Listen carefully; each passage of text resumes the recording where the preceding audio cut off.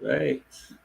What's up, everybody? We are live. It's Thursday night. We are starting a little bit earlier, and guys, we probably will begin a little bit Later. earlier Later. later. Yeah, see, this is why we're starting later because my brain is mush, guys. My Thursday schedule now for work is just insane. It starts at 7:30 in the morning. It ends around 7:30 at night. So I need a little bit more time to just decompress and see if my brain is still functioning. So 10:30 it is probably. But I want to thank everybody once more who watched the last couple of episodes. Season 9 is an interesting season. It has its ups and very low downs. We're going to talk about a few of those tonight. And Pete, this is a very mythos heavy little chunk of episodes here, huh? It is. Yeah. Well, they're winding down, right? So that's kind of what you got to do. Wrap it up. Yeah, yeah. So tonight, folks, we are going to start with Trust No One, and then John Doe, and then Hellbound, and then we got Provenance and Providence. Provenance and Providence. That's what's going on tonight. And we're going to start with Pete as I don't know what I did here, guys, because I usually have my little cheat sheet with the wiki page, so I can give you this information right here. And that is that this episode premiered on January 6th, 2002. And it was written by Chris Carter and Frank Sputnitz, has a 7.5 rating on IMDb, premiered to 8.4 million viewers. So viewership definitely went down here. Yeah, but the Uh, ratings are still up though. Like as far as quality episodes go, it's a good yeah, IMDb rating. but that's half of what we had last season. It went from like Yeah. 14 million to 8 million. So it's a ratings game, guys, when it comes to staying on TV. That and demos, right? So sometimes shows that have low ratings but hit the right demos stay on, Hmm. which is what saved, if I'm not mistaken, Seinfeld, because nobody was watching Seinfeld for the first year or two, Yeah. but it was in the right demos, so it was getting those 8 million viewers, but like the 18 And to 36. Seinfeld was on late at night too. It didn't have an attractive time spot. Like on the Mm-hmm. Pacific Coast, it aired at like 9 p.m. So like a lot of people are getting ready for bed at that time and shit. Yeah, but then eventually that became the time. I remember Yeah, they sell Thursday night on NBC. They had Friends, and then they had Seinfeld and Frasier, I think. Whatever. It was like the big yeah. Thursday night.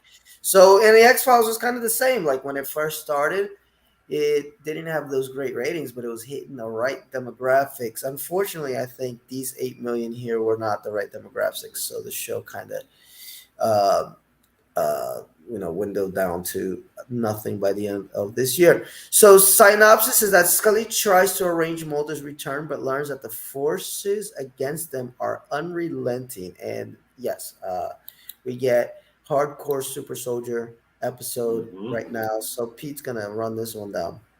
Yeah, yeah. So this is the Mulder episode with no David Duchovny, which is kind of weird.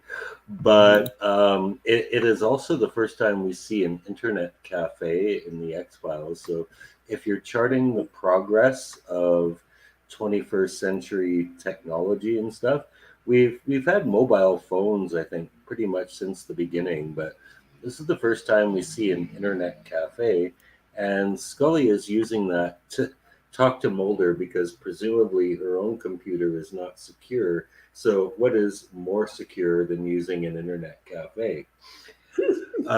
Yeah, so she's talking to him by email, and of course, everyone knows it. At least the X Files acknowledges, like, who do you think is not eavesdropping on your conversations? And Doggett and Reyes inform her that there is an informant who has the identities of all the super soldiers, but he's only willing to give it to Mulder.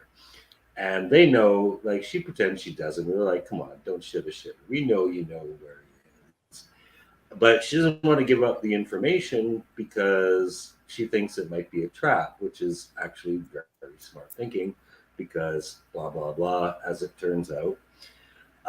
So they identify the informant who Scully is actually seen at this internet cafe arguing with her husband about her baby.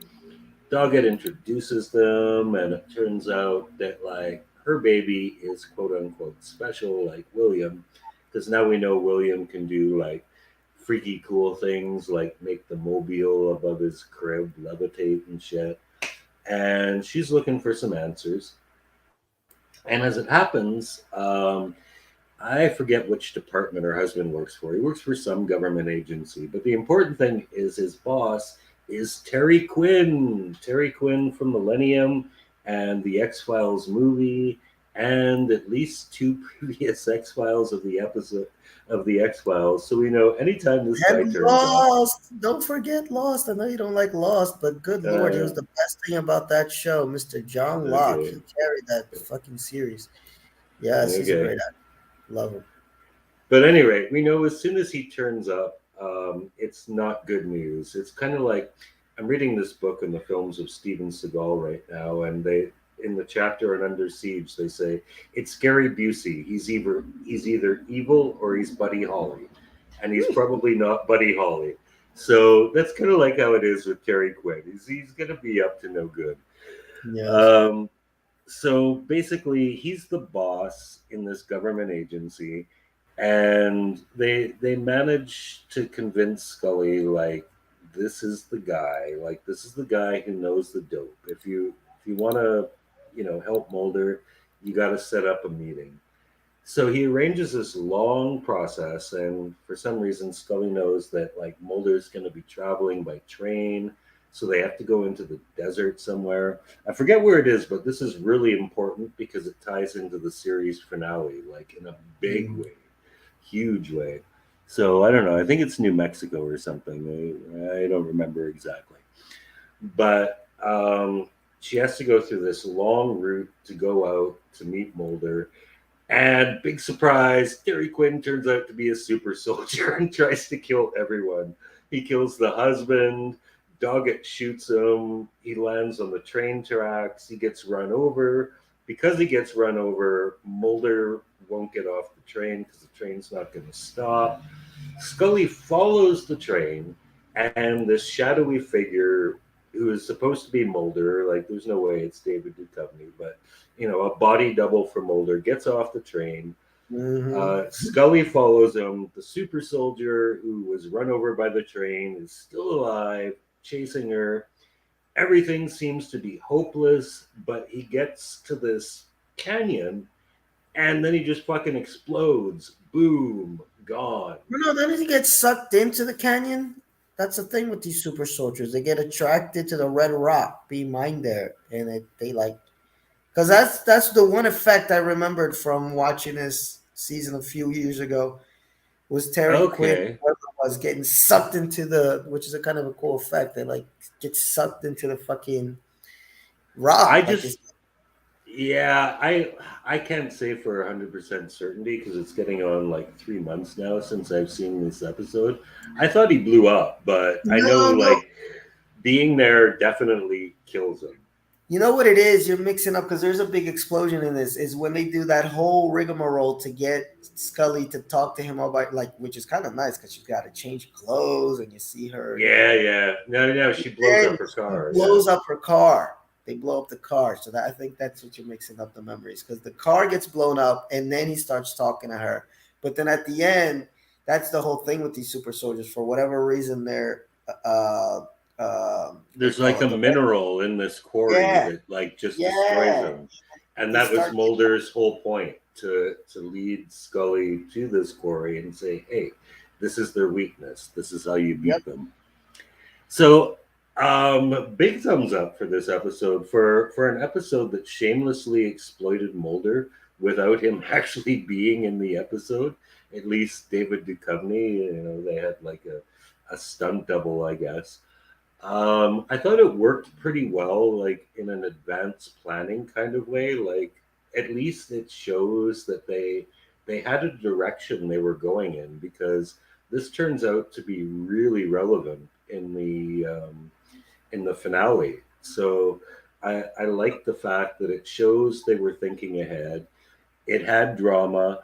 I like the fact too that you can see what's coming, Mm. and like the agents know what's coming, but they kind of hedge their bets, right? Because it's like, oh, don't do it. It's a bad idea. These guys are gonna betray you.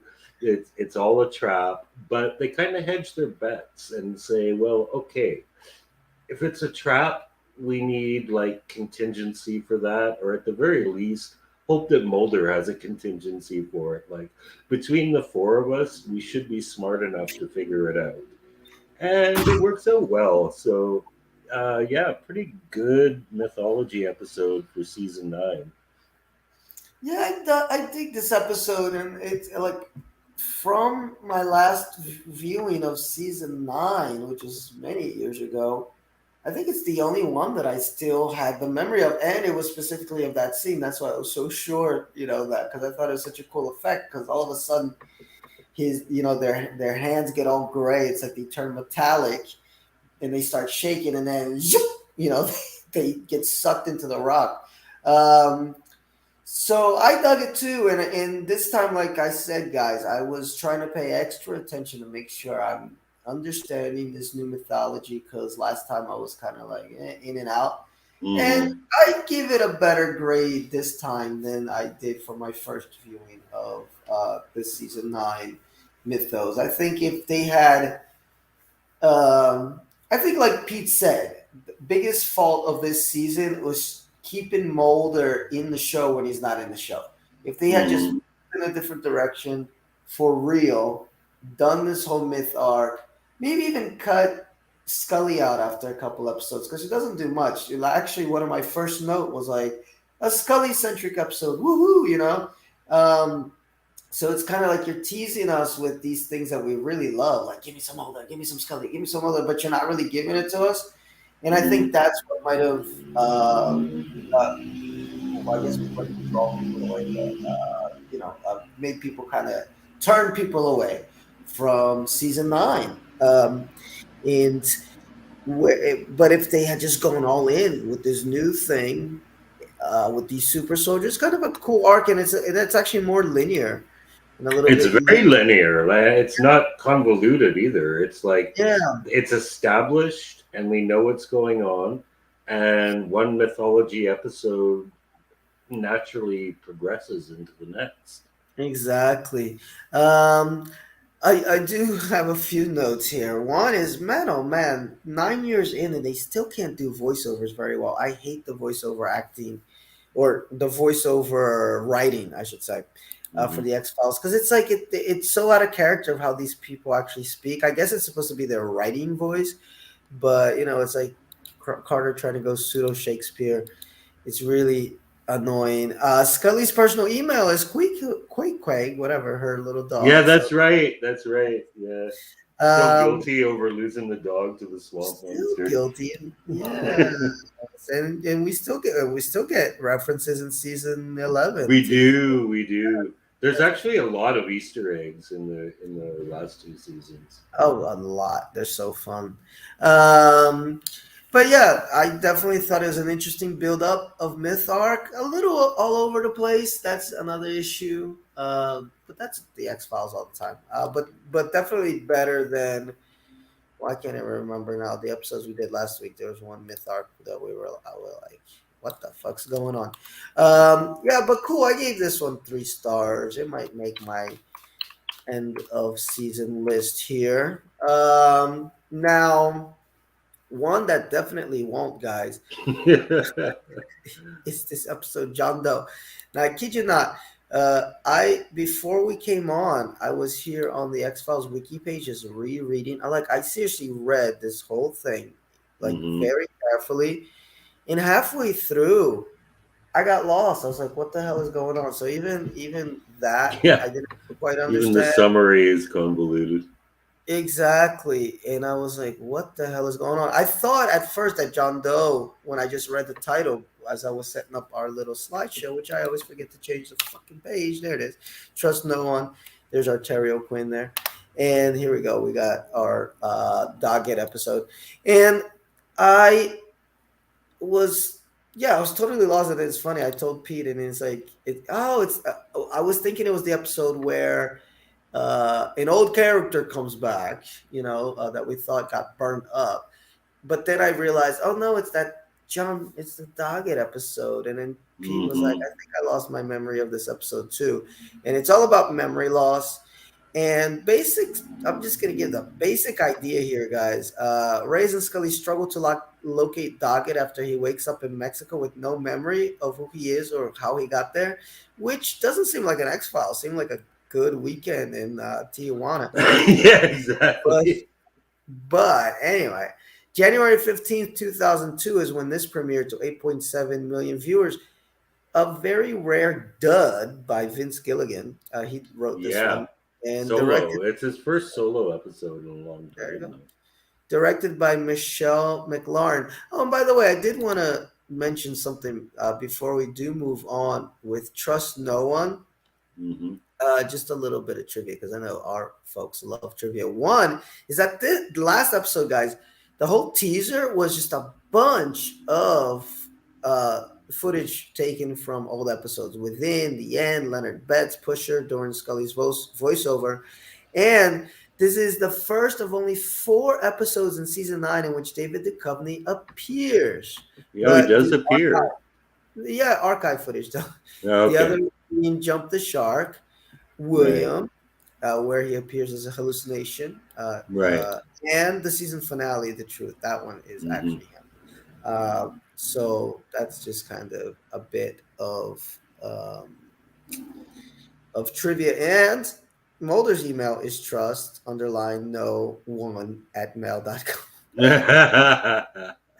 Oh my god. Anyway. But back to John Doe, folks. So yeah, I'm not even gonna attempt to give you a synopsis of this because it was just, Dog gets in Mexico, he lost his memory, ends up that there's a dude there that I think steals memories or something and he keeps them Yeah, for yeah. One himself. of the Mexican gangsters is like a memory vampire, is how they describe it. Yes, which is the guy that you see on the screen right now. And Yeah. Reyes goes down there to try to get him. Kirsch doesn't want the FBI involved in Yeah, Mexico. Kirsch hangs him out to dry. That's like the best thing about this episode, like Kirsch being a dick. It's like, yeah, it Yeah, looks like he went there. I'm rid of him. I know, it's so weird. And um, somebody in the wiki page said, I still wonder who was in charge of translating the dialogue from English to Spanish, not only because Annabeth Gish can't speak a lick of Spanish, but some of the words she was trying to say in Spanish were wrongly translated into the English subtitles. And it's funny they said that because one of my first notes here, guys, is Doggett interacting in bad Spanish with Mexicans is not racist. It just feels that way. It's just so it's so badly written, and they could have gotten a better voice actor. Dark episode as in bad lighting, half paying attention. Apparently, Doggett has bad amnesia in Mexico. Who hasn't? A lot of bad Mexican accidents, and more people that aren't white being all fucked up. Monica's not very inspirational. Doggett doesn't lose all his memory and keeps his pain. What? Yeah, Uh, no, yeah, because he remembers he has flashes of his son, and that's how Monica exactly. gets through to Throughout him. the episode. She asks Yeah. him to remember his son, which is like the only thing that he's hanging on to. I And know. that's like the message of the episode at the end. It's like, okay, like I'm glad to have like all of my memories back, even the painful ones. Oh God. Well, the comments on the wiki page are actually kind of positive at the end. Really great episode. Thank God we got Vince Gilligan to bring some good episodes to season 9, but I don't really like it. But yeah, that's the big clincher at the end, where he does start getting his memory back. Apparently, look, Doggett, Reyes, Skinner, and the Federales go to challenge Calabero. Doggett speaks with Calabero about how he remembers everything and how he took his memories and the memories of other people, robbing them of their identities. Caballero, sorry, speaks to Doggett about his memories since he experiences the memories of people he mind wipes. Why would you want to remember? You can't tell me you're happier now because you recall your life. I saw it all, so much pain. Why would you want to struggle so long and hard to get the pain back? Doggett replies with perhaps the most epic line in all cinema. Because it's mine. So he walks away as the Federales move in to apprehend Caballero. So yeah, I'll take the bad as long as I remember the good. That's the whole message of it. Is like you Hmm. gotta live with the pain. But what a long, convoluted, and boring way Hmm. to get there, guys. Oh, good Yeah. lord, This this is this rates very, very near the bottom of all X Files episodes for me. yeah, no, it's there's a couple from season one that are forgettable, but this is pretty much down there. Yeah, So season one though, like you forgive them in season one because they're still trying to figure shit out. But come on, space. That was, about like the ghost coming from the moon or something. I think even Chris Carter has gone on record saying that that's the worst X Files episode ever. Space is pretty bad. Oh, speaking of the worst episodes ever, I wonder if we yeah. finished that list from that weird vulture site. Remember that was all as social justice, and All then right. any episode Yeah. that involved Haitians was bad. But getting back here, guys, Yeah. moving ahead, we got Hellbound, Yeah. which I also don't recall much from, It's but I'm not sure good. he remembers It's every episode. better. It's better, but Hellbound here uh, premiered originally on January 27th, 2002 to 7.8 million viewers. So we're going down, down, down. Written by David Amen, directed by Kim Manners, 7.4 rating. Reyes discovers she is somehow connected to a series of murders in which each victim is skinned alive. Now that I did like the skinned alive makeup and all that. That was freaky. But it was anyway, kind of a derivative of Hellraiser, though. I thought even the title. which I just saw for the first time all the way through a couple weeks ago. Cool movie. Anyway, go ahead, sir. Yeah, yeah. So again, like Phil said, this one's also pretty forgettable. I had to go back and read the wiki article on this. And again, it's not worth spending a lot of time on. It's just, the short version, there's this like ex-convict support group where like a dude has a vision of one of his buddies being skinned alive, and that buddy actually is the one who turns up skinned alive. And when the FBI investigates, they find out about the premonition, so maybe an X file.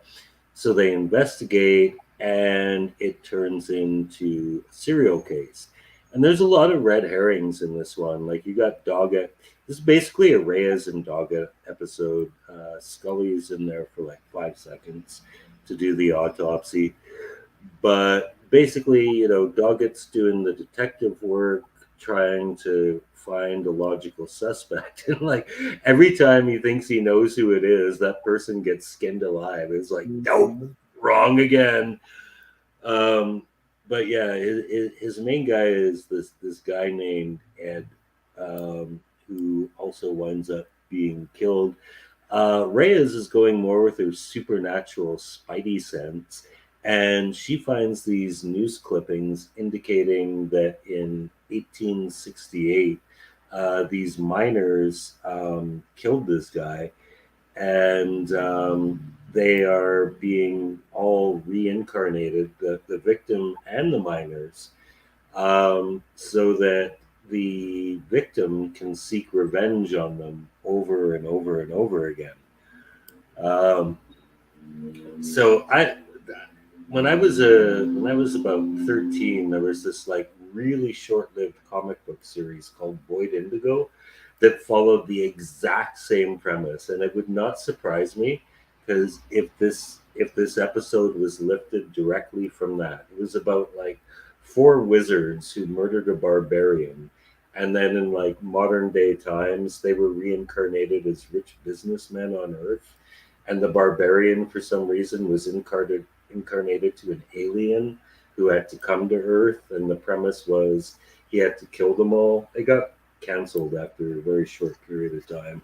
So it was really gory. There was a lot of nudity, but I would not be surprised if it was inspired by that because it reminded me of that in a lot of ways. It's like this is kind of a nonsensical plot, and it has a pretty nonsensical ending in that the killer gets all his victims, and then I believe the killer dies.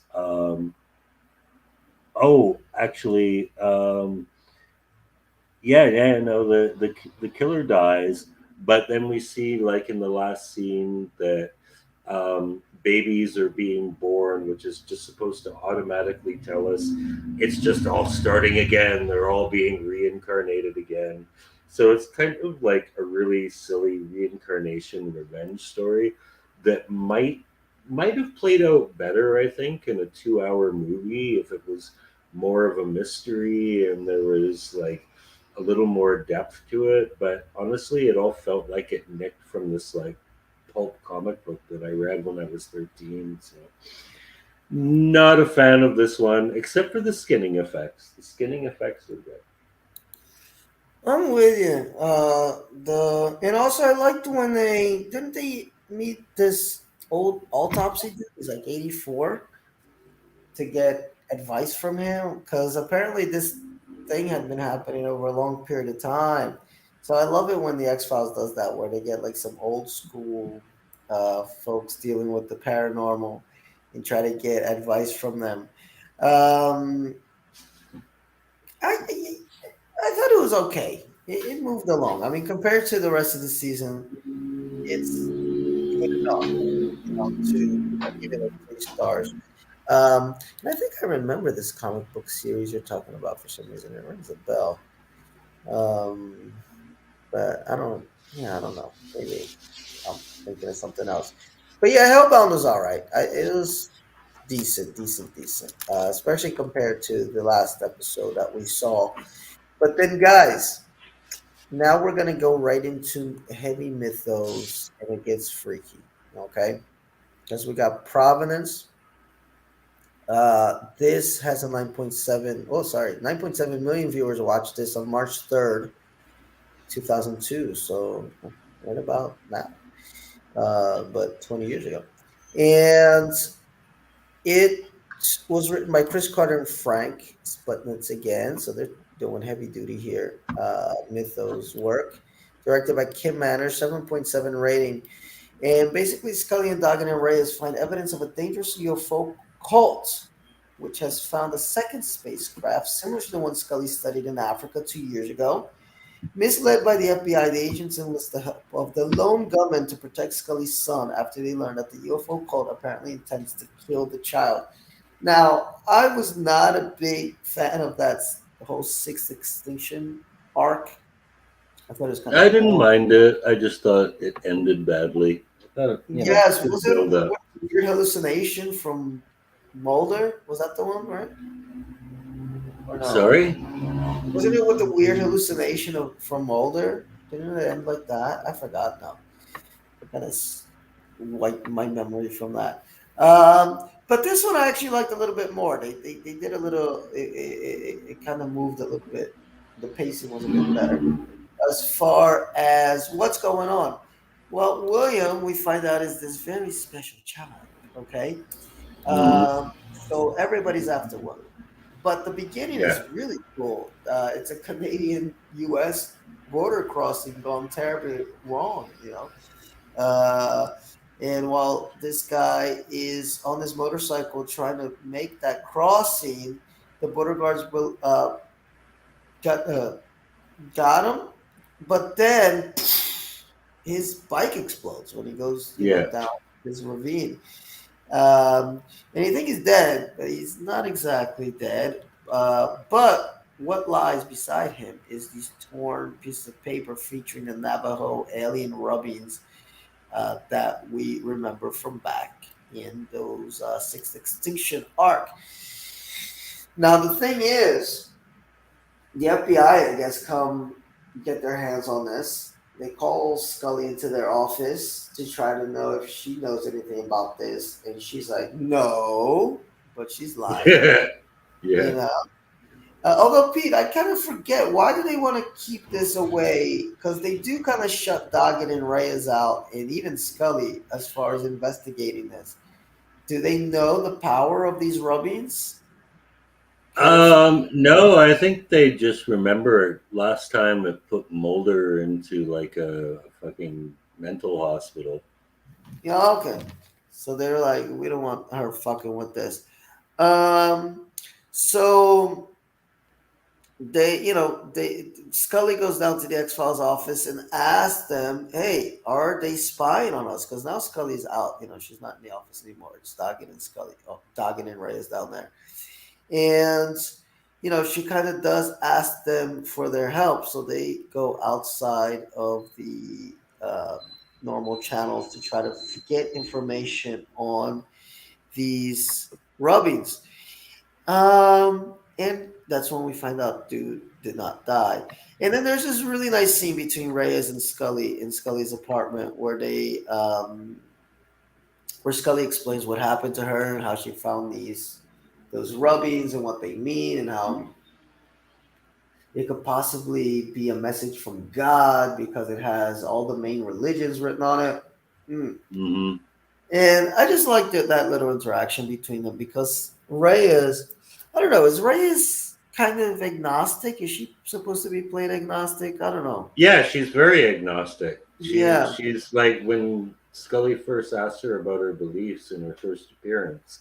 She's like, "So do you believe in this?" And she's like, "I don't not believe." I mean, that's classic agnostic philosophy. yeah, which I dig. It's a little bit more subtle, and you can play a little bit more with it than just Mulder's total disbelief. And meanwhile, Doggett is after Skinner, like, why the fuck are you not telling us? Um, why are you pushing us away from this? And Skinner's just like, because I know stuff that you don't want to know. Hmm. And that's where it starts getting even more screwed up because Hmm. this guy Comer, he's after Scully's baby. He somehow makes it all the way to Maryland. I love how these folks just get places. They're all beaten up. Nobody notices them, but they get there. Yeah. And um, he breaks in to Scully's apartment because Scully has to leave. She asked her mom to babysit William, which is That ridiculous. goes well. Yeah. Oh my Yeah. God. I always say Scully is the worst with kids. It goes all the way back to how she was telling the little chess boy, like, I won't let anybody hurt you. And then Yeah, I next, like that he threw it back in her face though. Years later, she I says it know. again. He's like, "Yeah, I've heard that one before, lady." I know. Uh, and so, hmm, they find out first. She goes to Doggett, and they find out Doggett and Reyes, and they've been doing some investigating, and how they find out this Comer was undercover with this UFO cult in Canada, and I guess he went undercover and he figured out, hey, these guys aren't messing around, and this may be true, and baby William has got to die, which he later tells Scully to her face.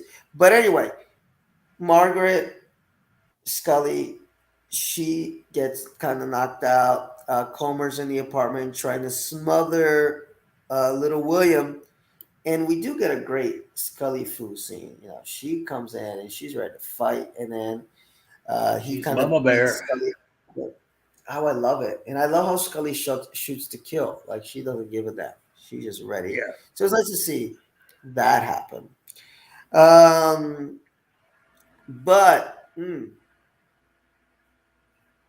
after all this is going down, um, they call them back. They call the agents back to the FBI building. They don't want to play with the FBI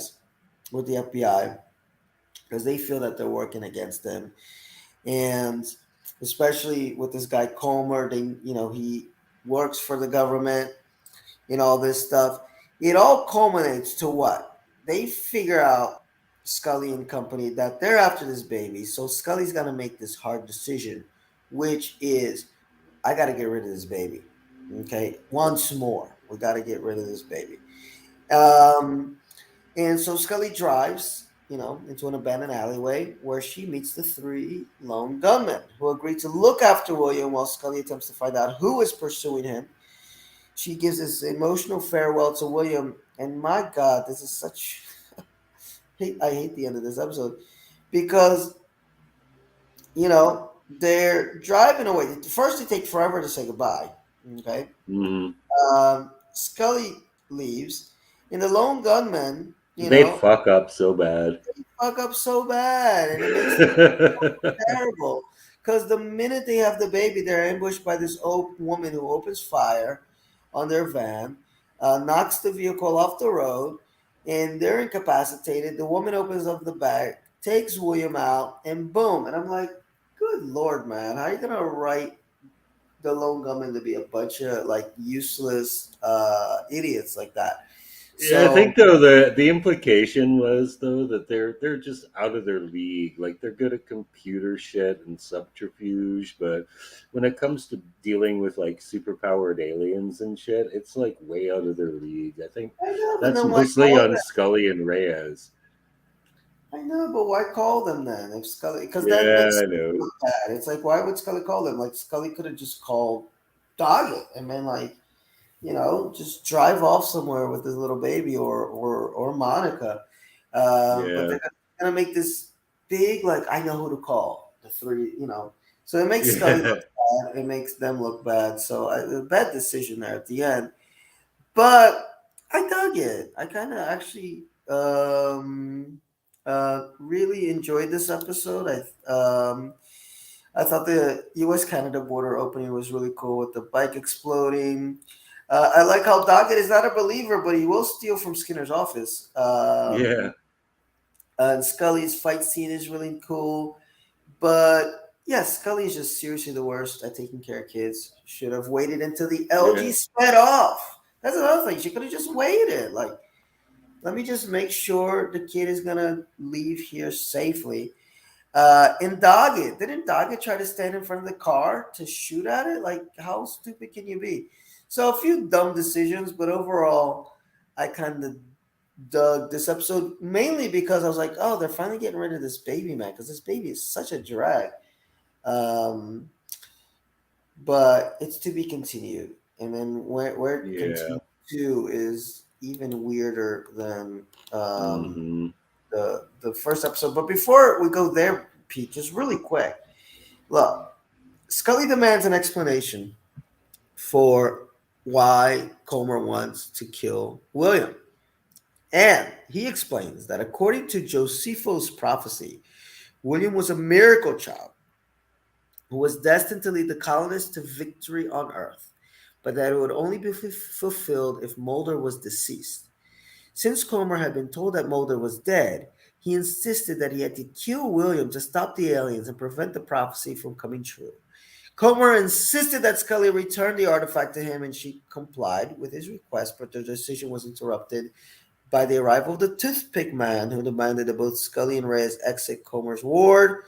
As the woman mistakenly believed that the Toothpick Man was an FBI official and were unaware that he was a super soldier, Comer was left alone and he was killed shortly thereafter. This is why I want to get rid of William. I can't stand all these like allusions to him being like the Messiah and all that stuff. It's like that Right. part I don't like. That's the part of the new mythology that Actually, my beef with William isn't. I mean, I think it's cool that Mulder and Scully had a kid, and I think that's enough.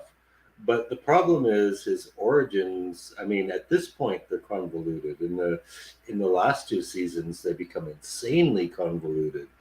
But I mean, one thing we didn't mention about trust no one or number one, however you read that, is that there is a scene where Terry Quinn tells Scully, like, I know you guys did the nasty, and that's where Mhm. William came from. And so if that's it, Yes, that was if cool. yeah, Yes. yeah. He was If telling that her everything he knows about her, and she was getting freaked out, including that. Yeah. Yeah.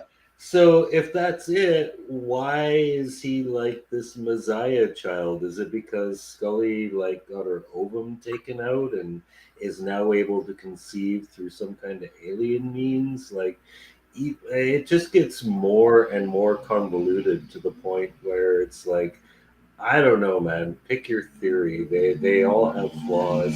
None of them make sense. Yeah, yeah, basically, but I think that's it when they say it's a miracle child because she was barren and then Right. she had this baby. Uh, Right. And so that is the miracle of it. The question is, where did this baby come from? Was it because, although, I'm sorry, I'm going all the way back. So she was impregnated, but then that one disappeared, right? That was like back in season. Right. She miscarried the first one. She miscarried the first one, and then apparently Mulder and her did it, but then apparently Cancer Man impregnated her with Yeah. science. Um, and or maybe an alien did it with her. Who knows? What Yeah. the main thing here is that a miracle is because she was supposed to not have any child, but really the miracle is that they managed to even carry this stupid storyline forward. They should have. I've said this before. I'll repeat it again. That was the biggest mistake the X Files made way back in season two. Is write her pregnancy into the storyline.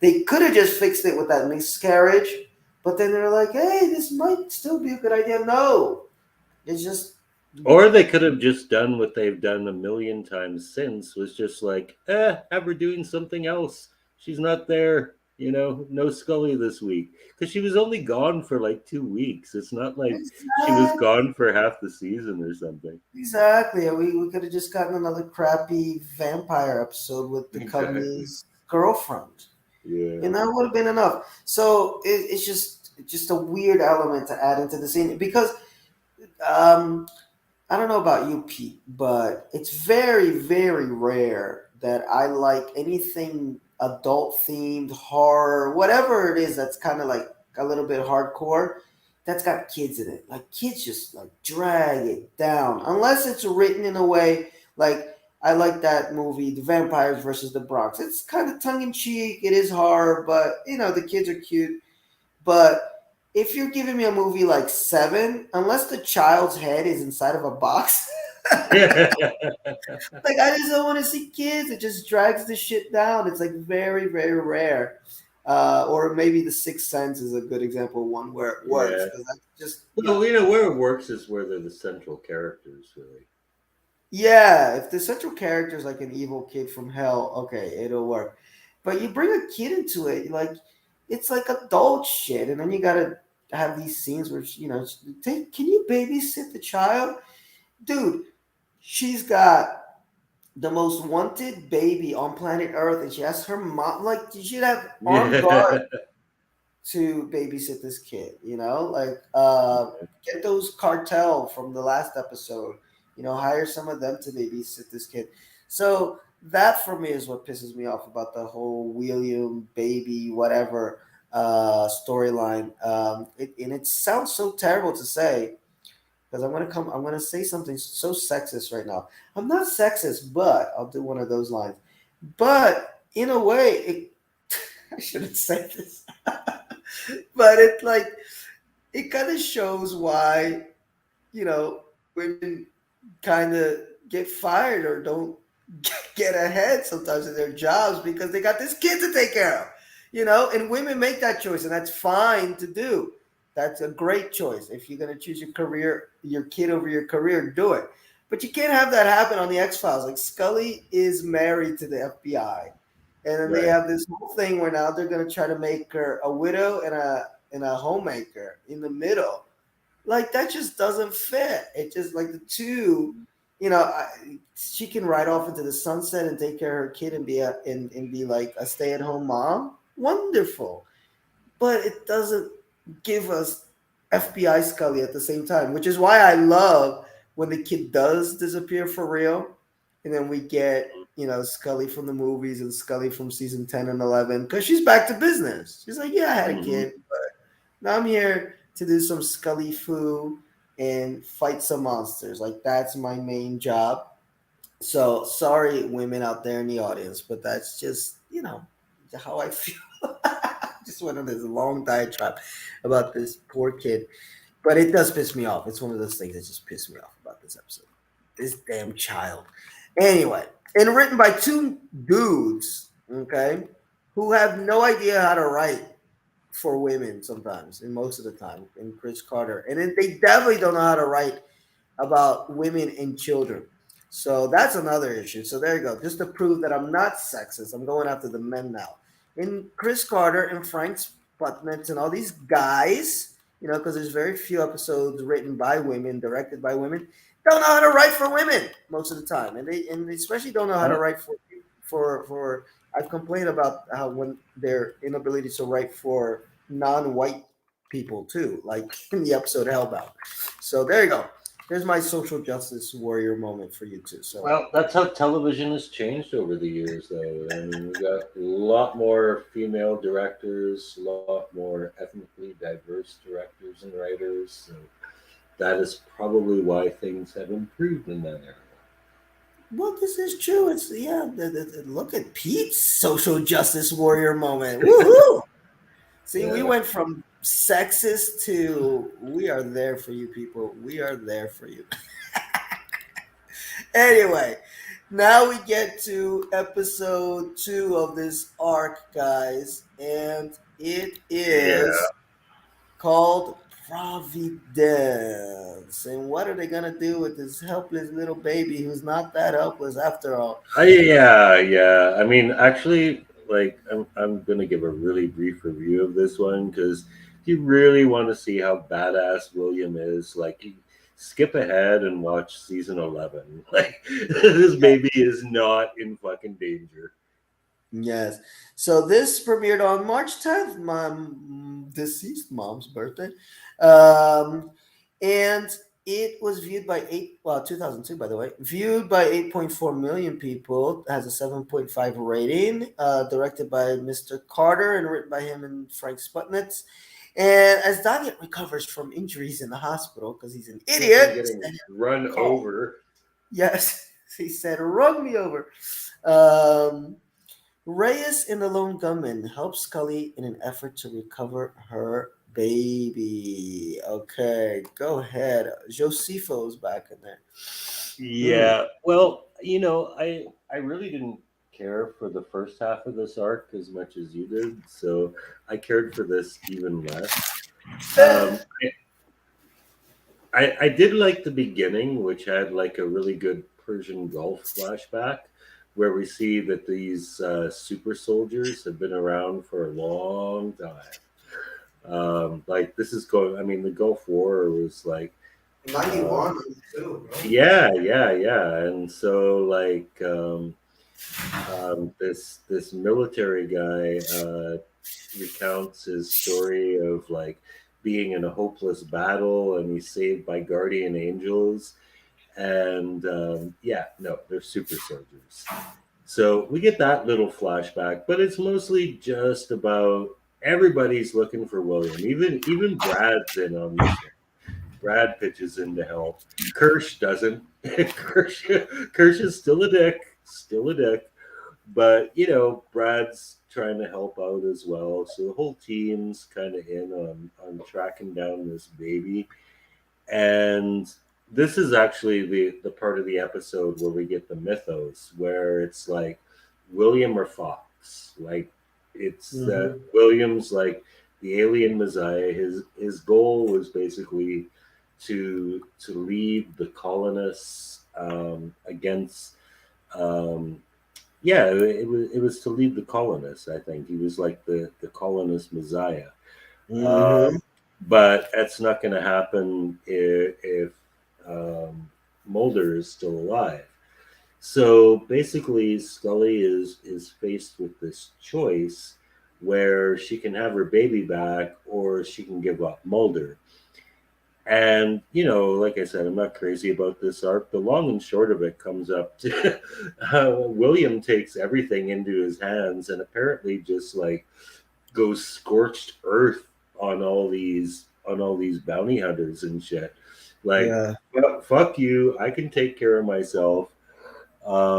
There's this like big explosion. The aliens appear to leave Earth, but William is left completely unhurt, despite the fact that he's taken like a rocket blast point blank to the face. So no need to worry Oh, about. Pete, that may be the connection between him and the cigarette smoking man. So maybe Yeah, cigarette smoking man is the father. after. Yeah, yeah, yeah. Referring to the season 9 finale. Yeah. Um, So yeah, basically, it actually one thing about this, it does make it kind of ridiculous that Scully winds up giving up the baby in the long run, because apparently this kid can take care of himself, man. Like Exactly. even as a baby, like I don't want to put my baby in danger. It's like your baby cannot possibly be in any danger at all. He makes heads explode by looking at people and multiple heads too. Like he's not in danger.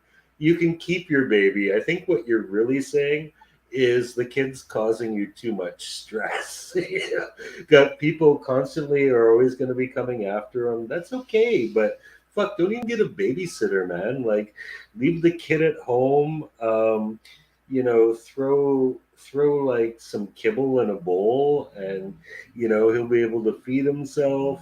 Anyone comes after him, kid's gonna take care of him. Kid's badass.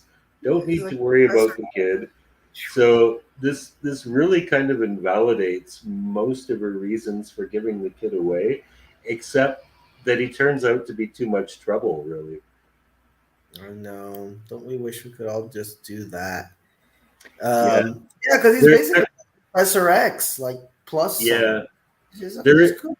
there is a nice bit of an end here where Fulmer, because Brad's been helping out in this one. He's like, okay, like I know I'm a dick. I know I'm not. I haven't always been on your side, but Scully, you're a fellow agent. Your baby's been kidnapped. I'm gonna help you. And he sees some shit, and he knows some shit. Hmm. And then he at the end he asks Kirsch to like take his name off the report, because you know how Kirsch doesn't like reports about aliens. It's like, Yeah. ooh, say anything but aliens. And Kirsch like kind of dresses him down. But then you find that this toothpick man who's been fucking shit up is actually working with Kirsch, and guess what? He is also a super soldier. You know, everybody's a super soldier. Yeah. Um, yes. And the super soldiers again remind everybody what is their plan? The plan is it's like a new form of alien colonization, because the previous plan didn't work, and it's never really made clear if these are the same aliens who abducted Samantha. These just might be different aliens, but they are aliens, and their plan is basically to abduct people, and they die, but they come back to life as super soldiers, and that is their new means of colonization. Very slow process. Yeah, But in either case, that's another thing that I always find funny about this, about the X Files with the whole alien myth arc. Like you think these aliens with all this superior technology would just come down Independence Day style and just be like, "Fuck yeah. you," At least but at least they could do like a War of the Worlds type. The atmosphere isn't good or something like that. But we see them running around on Earth's atmosphere, breathing fine all the time. So maybe Mhm. that's why these are different aliens. Maybe they don't adapt as well. I'm actually watching the most recent American Horror Story now, and it's about Mhm. aliens. And they make reference to the X Files. There's like this clueless millennial. She's like, I experienced time loss. I remember this really old show about aliens where they experience time loss, and I Oh can't man. remember what it's called. But yeah, it's very nudge nudge wink wink nod to the X Files. Well, when I saw the poster for that season, I haven't watched any of American Horror Story, but when I saw the alien poster, I was like, "Oh, they're definitely," because that show is definitely an X Files baby. The clips I've seen of it. Yes. So when I saw Yes. the Very aliens much. one, I'm like, oh, of course they're gonna be referencing the old classic. Um, yeah, that's the only weird thing about these super soldiers because it's like they're taking over very slowly, just like regular people. They're like, they're taking like the guy that owns the Lonchonetti down the block, Yeah. and it's Yeah. like, yeah, that's gonna be a slow process. Like I prefer the version from V, the classic series or mini series. That's a very nice series, I actually. love it. I just rewatched that about like 4 years ago. It's really, really good. Still holds up. But I mean, if you're gonna do it, at least do the get the president, get the the people in Well, they get a power. lot of top military and intelligence people, though. Like, they haven't been wasting their time completely. With just John Hick. But anyway, yeah. But the prophecy, and I tell you, somebody here made a comment, and they said, "I hate it when religious undertones become overtones so overtly. The show was better when it was about conspiracy rather than prophecy." And I do gotta agree with that. Like the whole, I don't know what got into Chris Carter, man. He got into this whole religious vibe. Um, but it's just so over the top and just so yeah, it's not subtle. That's the thing. Like I don't mind having religious undertones to things. I think it can add something to a story.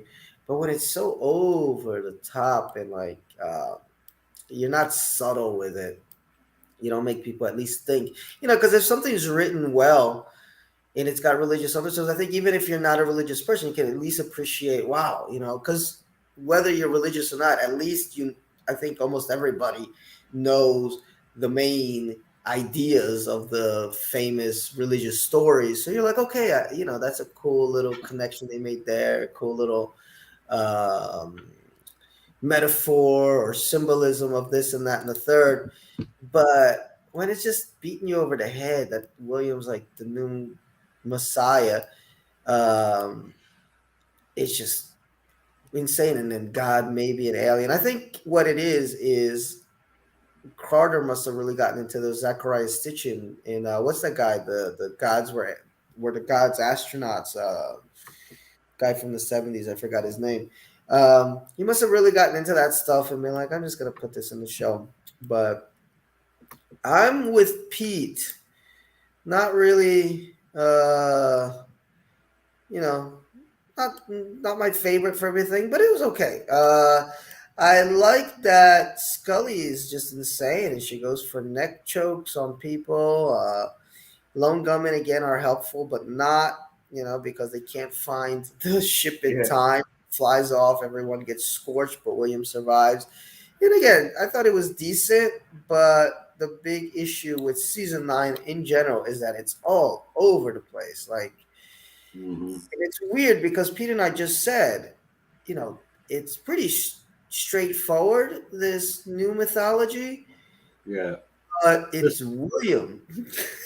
that, that's what fucks it up. It's like, what do we do about this boy? And what is his role in all of this, in the whole mega religious messiah overtones, not even undertones, just kind of screw it up a little bit. So, not my favorite batch of episodes here. no, no, it started pretty strong, and then this is where it's like, oh boy, yeah, you kind of need Yep, to put yep, this yep, baby to bed. yep, yep, yep.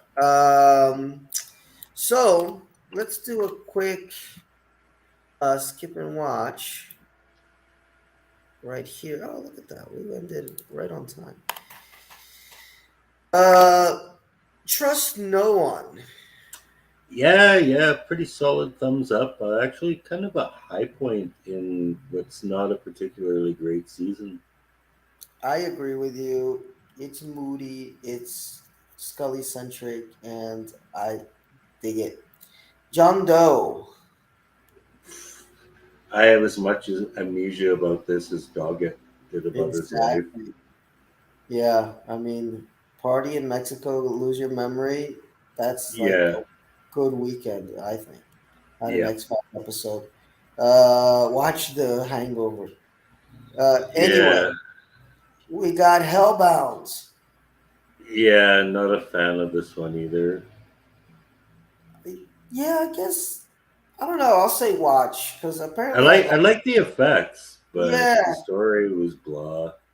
it's all right. I mean, if you're just gonna skip around season 9 and find some uh, sliver of light, Yeah, Maybe. or if you want to see like just a straight up Dog at Reyes episode, to Mm, see like where they might have gone with this if it had lasted. I mean, yeah, it's a glimpse into that. It's not a really promising one though. and then we got Provenance. Mm, I like the reference to the what was it, the season 6 finale in the beginning of season 7, but I don't know, this whole arc went places that I didn't particularly care for. I'm Yeah, I'm so with you. It's like I like it, but I don't because of the myth goes nowhere. And if you skip this, you're not gonna be missing anything. In fact, if you No, skip because most, it all gets retconned anyway. yeah, it just gets forgotten. Forgotten. Yeah. Everybody has like a Hellbound. Uh, by the time I Want to Believe comes out, and definitely by season 10. So in a way, I mean, you could really just skip all of season 9, which is a terrible thing to say. Uh, but give let's play the game here. I'll say watch because it's got some interesting moments. It just goes nowhere. That's the problem. It goes Yeah, nowhere. honestly, the best thing about that episode was actually the lone gunman being so hopeless with the baby. Yes. Well, no, it's Scully beating the shit out of the dude. That was funny Yeah. in her house. And And then we got yeah, from Providence. here, it doesn't get any better.